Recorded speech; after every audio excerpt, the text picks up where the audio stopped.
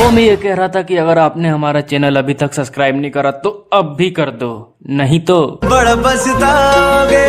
बड़ा पछताओगे।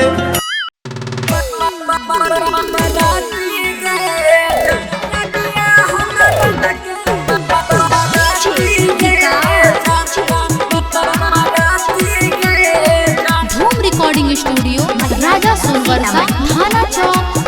चौक singing by सूरज हिंदुस्तानी। जेकरा से हो तो शादी जाना छियै हमरो साथी गे जाना छियै हमरो साथी गे जेकरा से हो तो शादी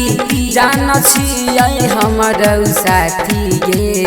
जान गे छियै हमरो साथी गे जान तोरा बियाह में बन के अइबो बराती गे जान तोरा बियाह में बन के अइबो बराती गे जान जेकरा से हो तो शादी जान छियै हमरो साथी गे जान गे छियै हमरो साथी गे जान तोरा बियाह में बन के अइबो बराती गे जान तोरा बियाह में बन के अइबो बराती गे जान।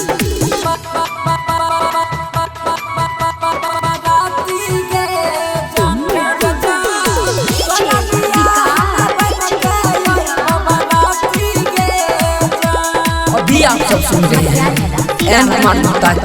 शानदार सिंगिंग बाय सूरज हिंदुस्तानी। कुछ नहीं समझ में आवे कहना की करिए केकरा बनैए अपना केकरा भूलैए पियावा के दीप समझी है हौड बनी है ओकर तू बाती गे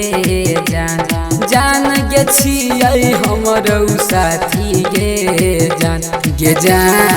तोरा बियाह में बन के अइबो बराती गे जान तोरा बियाह में बन के अइबो बराती गे जान जेकरा से हो तो शादी जान छियै हमरो साथी गे जान गे छियै हमरो साथी गे जान तोरा बियाह में बन के अइबो बराती गे जान तोरा बियाह में बन के अइबो बराती गे जान।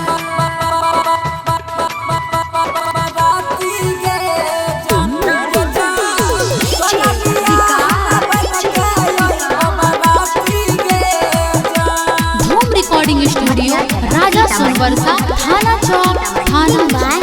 सिंगिंग बाय सूरज हिंदुस्तानी। एक बार सूरज जाके बात जान मानी है राम के जिंदगी के खुशियाँ से भरी है राइटर पर संत प्रेमी